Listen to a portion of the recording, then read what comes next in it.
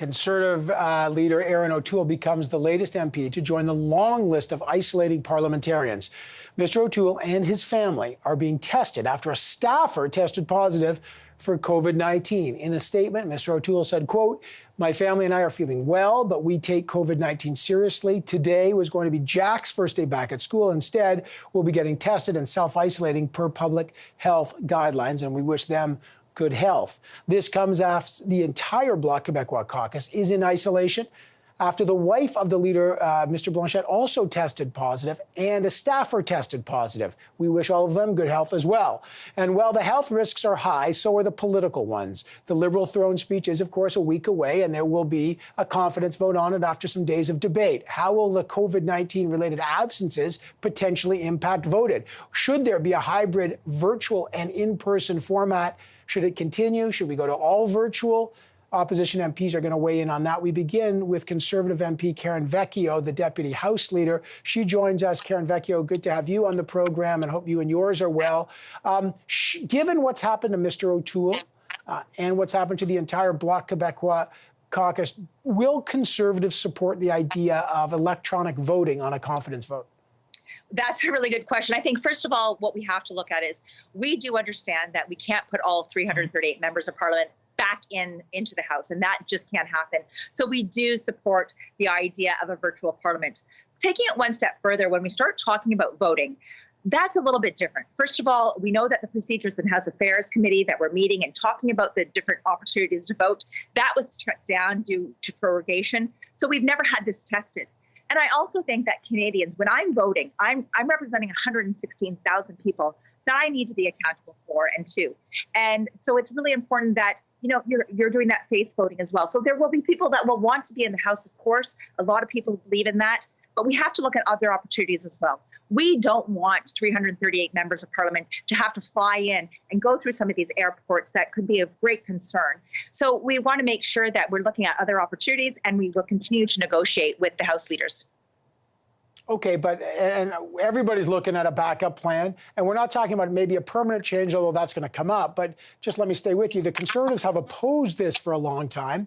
Are you saying that under Erin O'Toole, given the isolation he's going through and given what the Bloc is not going to be there, your party would support the idea of optionally, if someone wants to vote virtually, your party could get behind that? That's what you're saying? That is something that we're definitely taking seriously, and we recognize that this is one step further.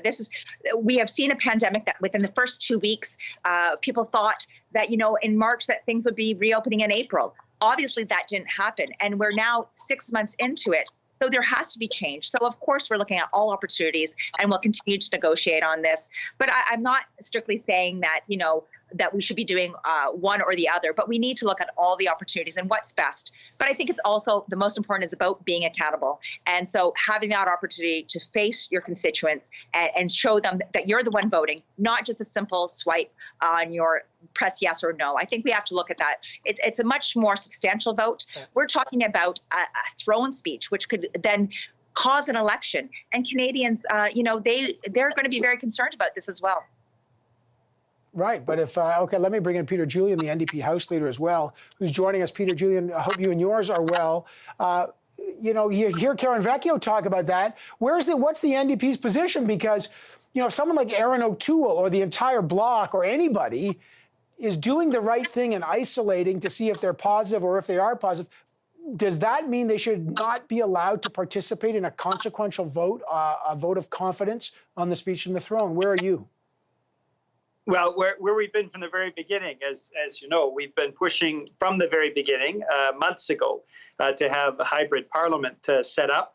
Our thoughts are with Erin O'Toole and his family and the Conservative staffer and Mr. Blanchet and his family and the Bloc staffers that are being tested right now. And we hope that as much as possible get negative tests back for all of them. But the reality is we cannot have 338 members of Parliament not just being in Ottawa together, but going across the country. For many MPs, they're going through 3 or 4 airports before they get between their riding and Ottawa. So what the NDP's been pushing since the very beginning of the summer, Jagmeet Singh has been very clear, is that we need to have a full Parliament with hybrid voting. And that means members of parliament voting physically distancing, some in Ottawa, right. But MPs participating from wherever they are across the country. In that way, we strengthen our democratic institution, even in the midst of a pandemic. Let me go back to Karen Vecchio and let me switch over to some of the substance of the speech from the throne. We don't know what's going to be in it, but this past week, the Liberals finally consulted with both Mr. O'Toole and Mr. Singh and Mr. Blanchet and the Green Party as well. Was that, in your mind, was that consultation too late? I just talked to Minister Melanie Joly, and she essentially said you guys are just making political hay about this, but they've consulted duly on the speech from the throne. Karen Vecchio. Well, it is very concerning, and by no means do I think that we're trying to play politics here. We're talking about a proroguement that occurred over a month ago, and I believe it was just yesterday that our leader actually spoke to the Prime Minister specifically on this. We know the ink is dry. I think that's the way I look at it. These decisions and these consultations have been going on for at least a month, and their plans are already in process. And we're talking about a speech that's going to be given in 1 week, and consultations now. It is a little bit late. I'm glad he finally did, but we're talking very late in the process. Peter, Julian, too late to really get any ideas from the opposition in the speech from the throne?